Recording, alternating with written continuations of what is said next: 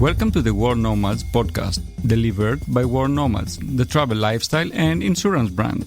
It's not your usual travel podcast. It's everything for the adventurous, independent traveler.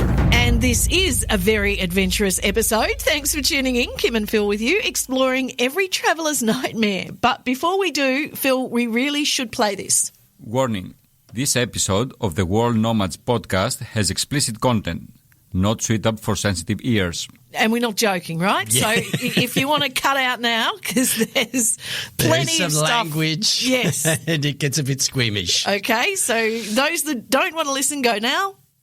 Those of you that are still with us, this episode we are exploring crapping yourself while travelling, also known as Bali Belly, Delhi Belly, the Pharaoh's Curse, Montezuma's Revenge, the Rangoon Runs, and feel free to add your own to the list. And while we will have a few laughs in this episode as we hear tales of being caught short, traveller's diarrhoea can readily affect your experiences. It's true. It's one of the most common things that people put in a claim for. They say they've got stomach flu or gastro or something, but it's traveller's diarrhoea. It causes abdominal pain, cramping, that horrible bloated feeling, continually needing to use the bathroom, nausea, loose watery stools, fatigue, slight fever, and of course dehydration. That's the thing that really gets you. When you get a case of the shits, what's dangerous is that you're going to be dehydrated, and of course you can't keep water down. And not good. Terrible. And I'm sorry I laughed, but this is an unusual episode. As you mentioned, we will hear some funny stories, including a couple of rippers from Jason. And you're sitting there, your head's there. This poor guy just repeating, like, I'm so sorry, as he's just injecting foul things at his asshole. It's tragic.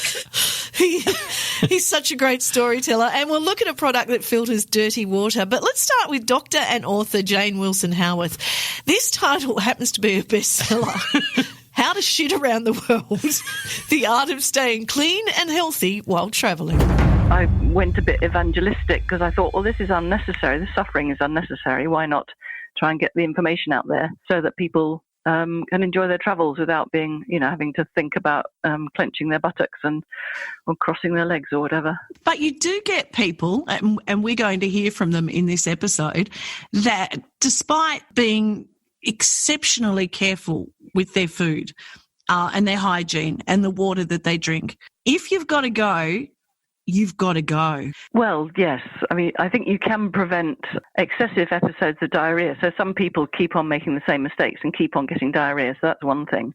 But yeah, you're right. I mean, one of the things that a lot of people don't know about is a thing called the gastrocolic reflex, which is the reason you do your early morning poo after your cup of tea or coffee.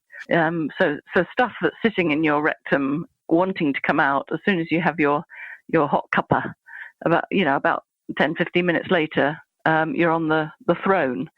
And I think when you've got diarrhea, that reflex is increased. So if you have a hot drink or an ice cold drink, you get this reflex bowel action. So one of the things that people think is that they drink something and then they want to go for a shit, and the world pours out of their bottom. But actually, if they drink lukewarm drinks, you can actually resist that temptation but that urge to open your bowels, which may end up leaving you soiling yourself if you are just in the wrong place. Obviously, we advise anyone that's travelling to check with their GP before they do so. But what are some of the simple things that you can do to avoid crapping yourself or shitting yourself around the world? Well, the first thing is, if you feel your guts are dodgy, then just don't have very hot or ice cold drinks, because that'll just speed everything up. There's this mantra, peel it, boil it, cook it or forget it. So you should try and avoid, and in the UK, we've got this thing, you've got to eat 5 pieces of fresh fruit or fresh veg a day. You have to forget that when you're traveling, if you're traveling in places where there's a lot of diarrhea. So things you can peel yourself is okay, but things that are handled by others. So the last time I got a dodgy stomach, which was only last week in Kathmandu, I ate a freshly roasted sweet corn on hot coals, And the lovely lady who was serving me, she wanted to dust all the charcoal and dust off the sweet corn. And she was doing that with her hands. Consequently, a couple of days later, my guts were a bit runny. I mean, fortunately, I've spent so long in Nepal now that I should cross my fingers when I say this, but I don't generally get really, really sick. I just get sort of slightly dodgy guts for a while and feel a bit queasy, but, I don't get really badly ill. But that clearly was something that had been handled before it went into my mouth. So her slightly shitty fingers from washing her bottom after she'd had a shit transferred onto my sweet corn, which got into me, which made me sick. So it's things that have been handled by other people, so cold pies and things like that. Salads, especially lettuce, are fairly disastrous because they grow at ground level and people sometimes shit on the ground, and then the lettuce, when it rains, the poo gets splashed up onto lettuce leaves. I said, so anything that's grown at ground level can be potentially hazardous to our tummies. Exactly, and especially if it's difficult to peel. So something like a strawberry, where you can't really get to sort of, get the skin off successfully. You can't wash it because it's got lots of little crevices. It can actually be quite dangerous. Yes, people die of profuse diarrhea and dysentery. Absolutely, and so it isn't funny at all, and it's painful. It's you get a sore bottom, you got bellyache, you sometimes throwing up so much that you can end up puking blood. It's horrible. It's not funny at all, really. But we all like to laugh about it, and in retrospect, we all love telling our toilet tales when we get home to a nice, comfortable thrones and flush toilets. Not to mention the fact that it compromises your travelling or your experience. Yes, exactly. Is there a particular bottle that you suggest, with a filter in it, or, we have to stay hydrated, and particularly in summer, well, not particularly, we have to stay hydrated. Yes, exactly. And some people do get themselves into trouble by being worried about drinking enough, and they get dehydration headaches and feel bloody awful. So yes, hydration is really, really important. I personally think that most people worry too much about water quality. If you go into a restaurant, you can ask for a hot drink. Thin soups are really good for hydrating. I've tried to avoid buying bottled water because of the environmental catastrophe that is all these plastic solid waste disposal problems, which are huge throughout the world now, as you know. So I tend to travel with a one or two water bottles, and either get someone to give me some boiling water into them, or with some iodine drops or some chlorine tablets, so that I can top up if I need to. Now, despite your knowledge and being a doctor, have you got a good shit story? Not a brilliant one. I just think as I'm getting older, I'm finding it much more difficult to hover. So, I think I've had more problems going out in the middle of the night without a torch, going to a long drop and thinking, oh, bugger, I should have brought my torch, and sort of groping around in the dark thinking, where is the hole and what is on the wall? So last time I was up in the hills, the toilet I was using had an enormous giant crab spider lurking in the corner. Big guys that they don't kill you, but they leave a nasty wound for some weeks afterwards. And I was groping around thinking, can I squat? Can I hover? With my poor old knackered knees complaining, and then starting to imagine, might there be a snake in here? So if you get to a certain age, it's worth doing some work on quadriceps strength, doing some skiing exercises before you go needing to hover over a long drop. A good tip, that one. Thanks, Jane. Now, Jared is one half of Nomadasaurus with his partner, Alicia, who hasn't shat her pants, by the way, or anywhere else other than a toilet for that matter, but not so Jared. Yeah, I've been lucky enough to defecate in quite a few different places. I'm not sure if lucky is the right word, but yeah, Guatemala and China and Thailand and Australia as well, probably in Canada, probably in a few more places that aren't coming to my head at the moment. I can't work it out why I'm like it, but I do it every single place I ever visit. And you're similar to me. When you get that urge, it's now and you can't move because you break the seal. No, exactly. I call it like your stomach drops, you know. It's just that sensation where everything's cool, you're having a great time, you're out hiking or you're chilling out, or you're on a bus or whatever, and then all of a sudden your stomach turns and you're like, I have 10 seconds to find myself a bathroom or it's going to get really messy in here. And that's how it's always happened to me. It hasn't been like a long kind of build up, you know, where it's like, oh, it's going to happen. It's like being instantaneous almost. It's tough to deal with that one. Do you, do you prepare for this? Do you go to the gym and do gluteus exercises so you can jam it shut tighter? No, but I should now. That's a great idea. I'm going to hit my trainer up about that. Yeah, what are you trying to achieve with your fitness regime? A really tight seal. Yeah. I just want to really stop crapping myself. Tell us some of the stories then.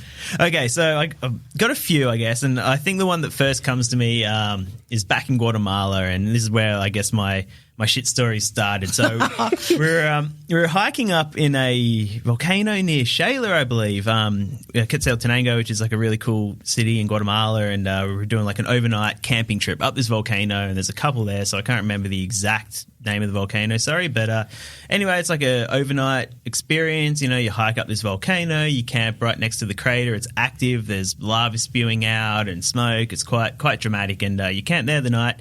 Next morning you wake up, you watch sunrise from the volcano, and then you go back down and everyone's happy, and it's been a wonderful experience that you probably don't really talk about again because nothing really exciting happened, unless you're me. Yeah. And then you hike up there and you have dinner with the whole group and it's a great time, and sun goes down, it gets really cold really quick because you're at like 3,000 meters or something, and time to go to bed. So you put on all your clothes, put on everything you own, you crawl into a sleeping bag, you zip yourself up nice and tight, and you go to bed. And about 2 a.m, I woke up, stomach had just dropped. And I'm laying there and I'm like, oh no, I'm going to shit myself. And I lean over to Alicia, I wake Alicia up, and she looks at me, and I've got these, like, even though it's dark, she can see my eyes are just like glowing. And, you know, I'm like, I need a bathroom. She's like, we're on a volcano, there's no bathroom. So anyway, I kind of flop around like a beluga whale trying to get out of my sleeping bag, and then unzip the tent, and I run outside, and I'm looking around, and I'm shuffling around, and I see this big boulder. I'm like, perfect. I'm going to go behind the boulder. It's just far enough away that no one will know what I've done, I hope. So I get back there, and I do my business, and I took some toilet paper with me. I had enough time to think ahead. So I dig a little hole and do my thing and put it away, and realised that I've just done a horrible job. I couldn't do it, and it was too hard to kick, and so there's like stuff everywhere, and I'm like, oh, well, whatever, you know, it'll rain at some point up here, it'll get washed away, like, I'm sorry, volcano gods, I didn't mean it. But I feel much better, so I'm going back to bed. Anyway, so we wake up at like 5 a.m. to get up for sunrise, and we all congregate in the middle of the tent city that we've built, and, you know, the guide's like, okay, guys, so we're going to hike up a little bit further, and we're going to go to the spot for sunrise. All you got to do is, like, you just go up behind this boulder and just you'll find the track. And I'd managed to go all over the middle of the track up to the top of the volcano. Did you fess up? Hell no, I didn't fess up until now. There's probably people still, like, people tuning in now going like, that guy, I remember that. What was the reaction? Oh, people were disgusted. Like, what like toilet paper flapping. I feel really bad about it now, but, you know, I didn't have time to think. And that is an absolute classic. That's a good one. All right, monastery. All right, so I think this is my second favourite shit story. So we were in like the border of China and Tibet, and we were hitchhiking along there, and we ended up in this little town called Gunza, and we heard that there was a monastery just outside of town that you go there, and the monk there is super friendly, and he lets you camp in his monastery. If, you know, we were traveling with a tent at the time, and we're like, oh, this would be a fun experience, you know, get out of the town that we're in and go, you know, have this cool cultural, authentic experience, you know. So we hitched out there, and so anyway, we go and we explore around the monastery, and we get back, and the monk invites us into his home, and he cooks us dinner, and it's like this amazing experience. Wow. And like, we're feeling really thankful that we're in this position. And so anyway, I'm thinking we're going to hear how you repaid this. Yeah, there was a donation box.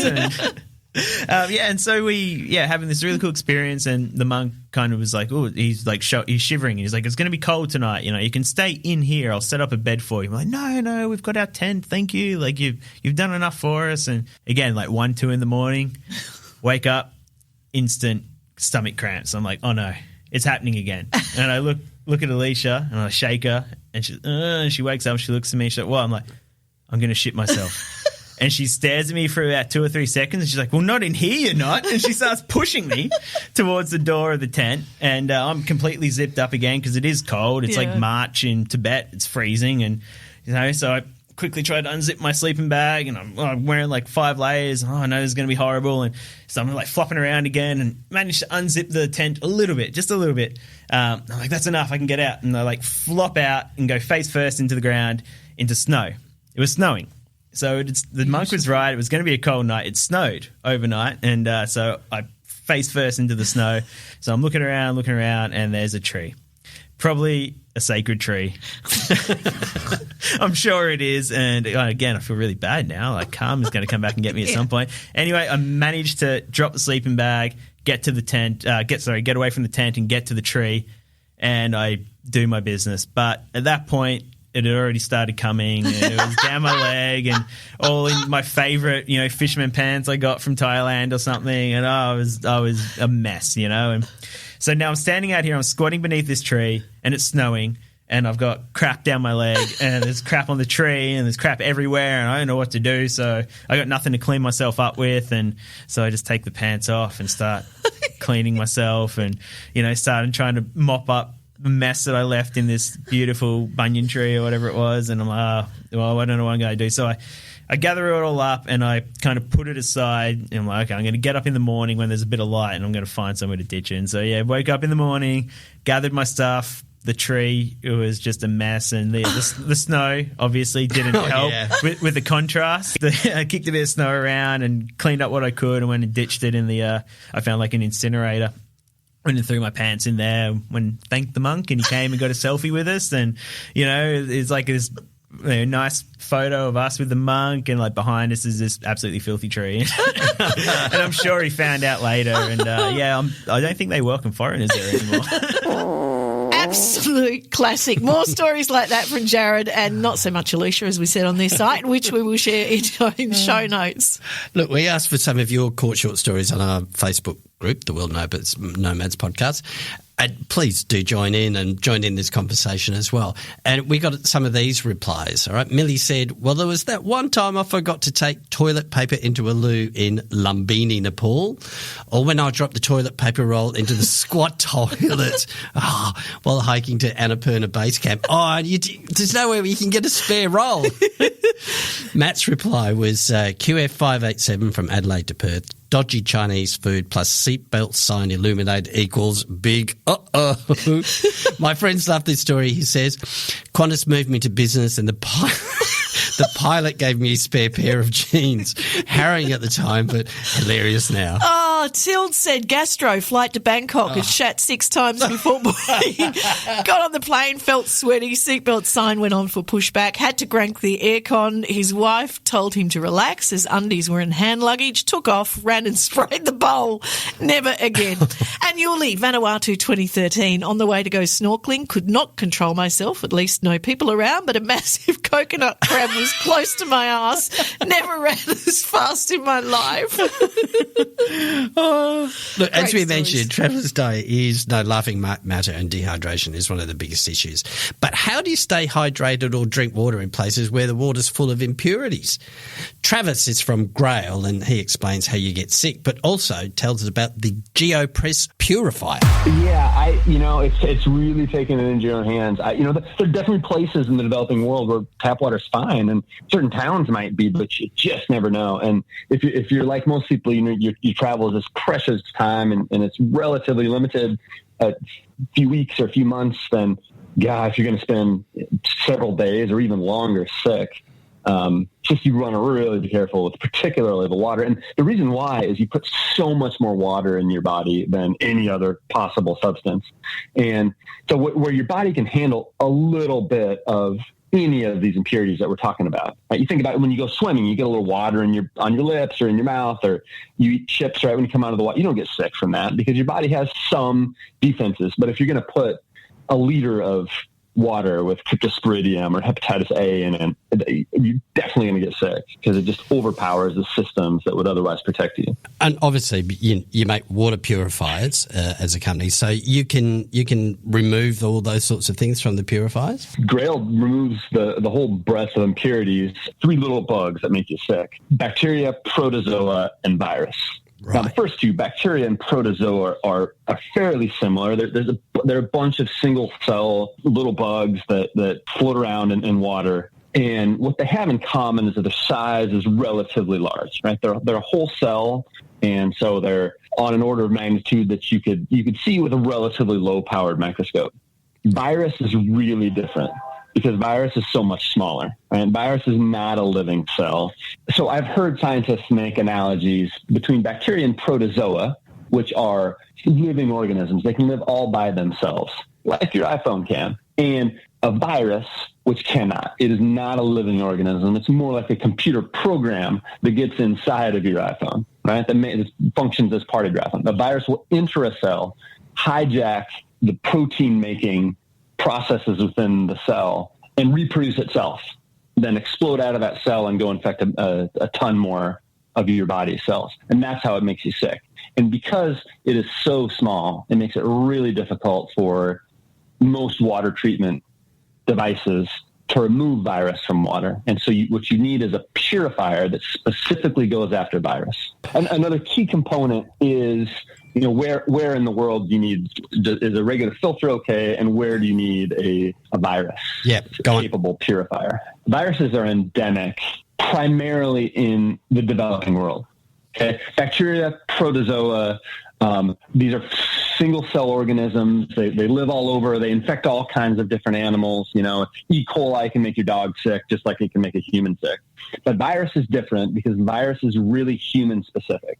Right? A virus that infects a human will not infect a dog, will not infect a cat, probably won't even infect a chimpanzee. So these are really, really specific. And so the only way that viruses propagate in the water is if they come from untreated sewers. Virtually anywhere, we've got a map on our website, virtually anywhere in the developing world, virus is going to be a problem. You're looking at hepatitis A, hepatitis E, rotavirus kills hundreds of thousands of children under 5 every year, norovirus. And these are real problems. And to get these out of the water, again, you got to make sure that whatever system you invest in does bacteria, protozoa, and virus. Very important for international travelers to know. I know local to me, basically, in our region, if you go to Fiji, it's a fantastic experience to get away from the resorts and go up into the local villages. And there's some pretty amazing sort of experiences there. There's a lot of whitewater rafting and what have you. But this is a country as well that, gets hit by hurricanes and lots of rain and flooding. And, of course, all of these local villages, they've all got, they're using well water. And then, they try and keep human waste separate, but then everything floods and it all kind of mixes up together. And they occasionally have outbreaks of typhoid. Yeah, no, it's, we shouldn't be so cocky. My city, Seattle, Washington, one of the richest cities in America, just had a huge problem with one of their main sewer plants, and it dumped, 30 million gallons of raw sewage into the Puget Sound, right? So it can happen anywhere, and any natural disaster in your hometown is going to have a problem. But it's particularly a problem in these very low-income countries that they do the best they can, but they just can't treat all the water. They just can't treat all the sewer. It's a real problem. But for the traveler, what you can do if, an ecologically aware traveler wants to reduce single-use plastic, leave as small of an impact as they can. And so now there's starting to be devices out there that, including Grail, but there's some other ones too that really can make your water safe and should be considered by all travelers as a necessity when you're traveling abroad. You believe in travel the way that we do as well, which is great. Yeah, absolutely. We fund, part of what Grail does is fund expeditions, ostensibly to go out and get photography and video, which they do, but also just because we like to travel.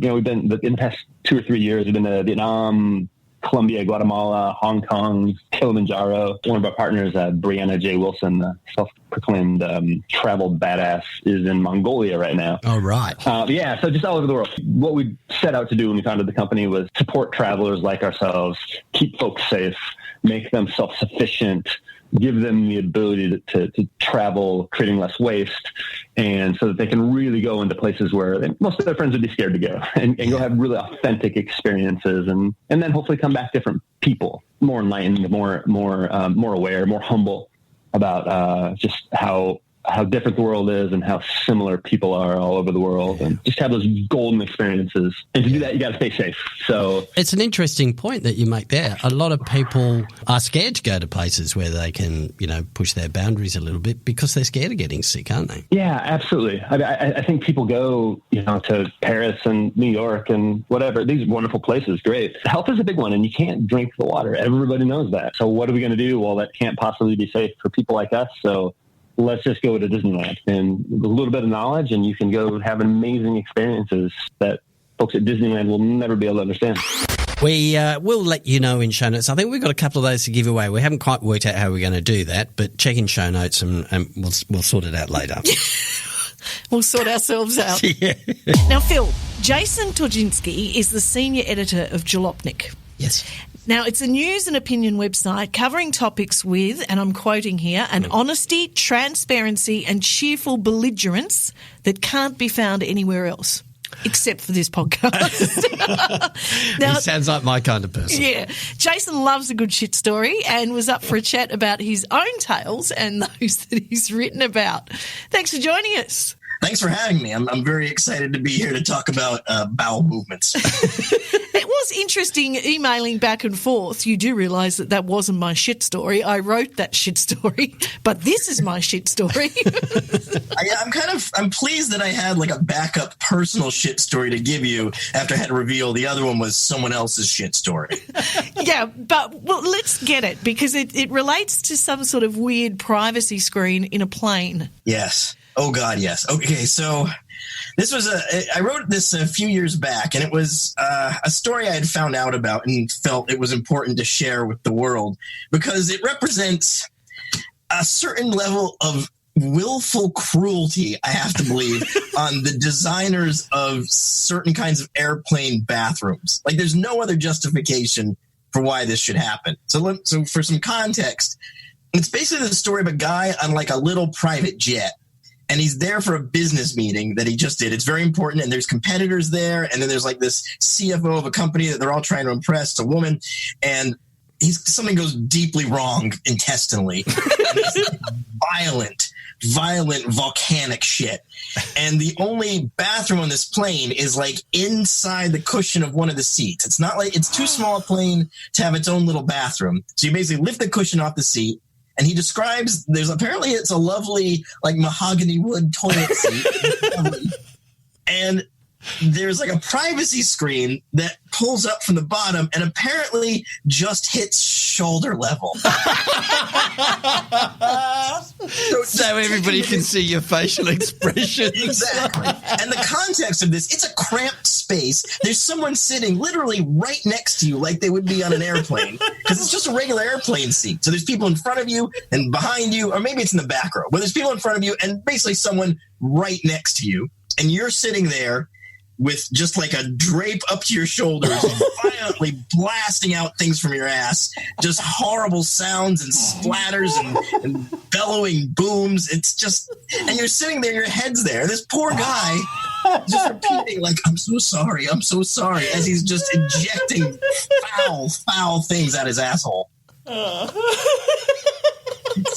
It's tragic. God, that's impossible to believe. But I'm just like, would you contort your face or would you try and look normal? What would you do? Could you? Honestly, what they should have provided is they should have had a privacy screen and then like a silken bag to pull over your head.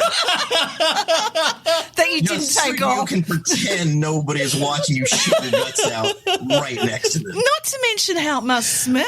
Oh yeah, in a tiny plane too. Oh, that's just such a good... It just sounds miserable, and he's like sweating, and it's one of these. The way he describes it, this is not just like a pleasant, firm column of ejecta that just coils elegantly out your ass. This is like a violent bursting of like a firework of feces. It just sounds Oh, it sounds so. I feel so bad for this guy. Absolutely, 4 years ago. Absolutely destroys the mahogany toilets. I think I'd rather just do it in my pants, seriously. Speaking of which, as I said when I introduced you, we were toing and froing to set this chat up, and you said, look, I've got my own shit story. So do tell us about that. Okay, so this one is kind of it's sort of topical because this year is the 50th anniversary of the Apollo moon landings. Right. And one of the things everybody always would ask the astronauts is basically, how do you go to the bathroom in space? And the truth is, it's really crude. Like in the Apollo, in the capsule we took to the moon didn't really have its own bathroom. There just wasn't, honestly, there wasn't time to develop all that stuff. We're too busy figuring out how the hell to get to the moon. So they reused the system that they used in the Gemini flights before the Apollo flights. And that system was a plastic bag that gets stuck to your ass. And that's it. So you just picture, a similar scene is like in the Apollo capsule, which is like the inside of it was about the size of like a van. There's 3 guys there, and at any given point, one of those guys could be floating around, because remember, no gravity, with a bag stuck to their ass, filling it full of shit, and the other guy's, trying not to notice. And then it gets worse because the bag had these little indentations for your fingers because 2 reasons. One, in zero gravity, the shit doesn't just fall out of your ass. You have to maybe sometimes actually pull it away because it's just floating. And then they had these antibacterial pellets they had to put in the bag and then mush it up with their hands. So we all agree this sounds miserable. Yeah. But I decided I needed to take it a step further. Like, I've read this before, but I felt like empirically I couldn't really comment on it unless I knew more about what it's like. So I reverse engineered the Apollo fecal bag. I got like a gallon Ziploc bag, and I made like a similar like upper frame that they had, and I made it adhesive. I used like double-sided adhesive stuff, and I followed the instructions that NASA themselves published, and I stuck it on my ass, and then I went into my shower because that seemed to be the smartest place to do this, and I filled it full of hot, disgusting waste. There's no zero gravity. I couldn't really figure out a way to simulate that, but I kind of. What you could have done is like just jump into the air, and as you sort of get to the top of the arc. Well, I don't know if I could have, because just letting yourself. After years of being toilet trained, I'm not bragging, I am a little, but after years of being toilet trained, it's hard to just let yourself shit in a context not on a toilet. Like jumping, I don't think I could have jumped and let myself shit. It was hard enough just standing there going, it's okay to shit. I have a plastic bag stuck to my ass. Shit. But it took a while to like work up enough, like get past all the training, and it was weird. And then. So I did this, and the thing I learned that apparently I've never seen mentioned in any of the histories of the Apollo missions or anything, and they must have done this, but when you're removing a roughly like bagel-shaped adhesive area from your ass and into the perineum area, it fucking hurts because there's hair there if you're male. I basically gave myself like a donut-shaped Brazilian as I yanked this thing off, and it hurt like hell. That skin is not used to. It's sensitive. It's a sensitive area, isn't it, Jason? What's that? It's a sensitive area. It is a sensitive area. Yeah, because there's like lower scrotal zones in there. And it's just an area that, in general in my life, I count myself lucky. It doesn't take that much abuse. Question. There's nothing pleasant about the process.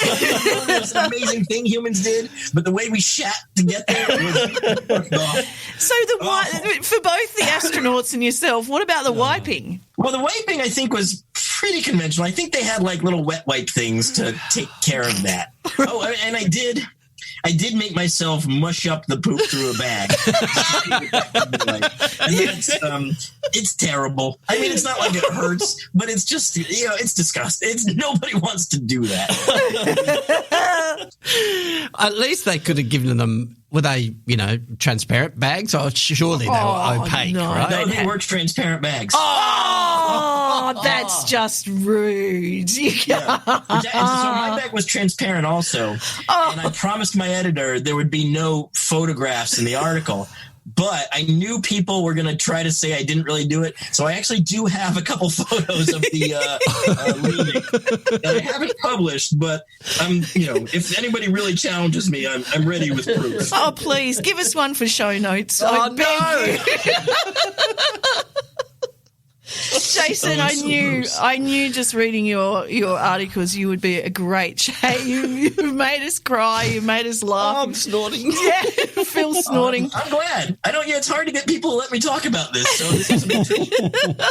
We will have a link to you in show notes along with Jalopnik. Look, fabulous. Just fabulous. I have a book out also, which has nothing to do with shit. It's about autonomous cars, but you can read it while defecating. So buy the book and then defecate for long periods of time while reading it.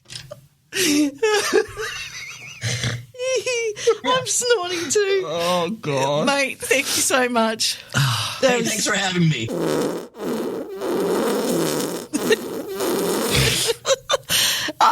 On a plane. He is an absolute classic, isn't he? Look, confession, I'm a shitter. Okay. I've done it many places, Yep. many stories. I'll give you two very quick ones before we hear from Kate.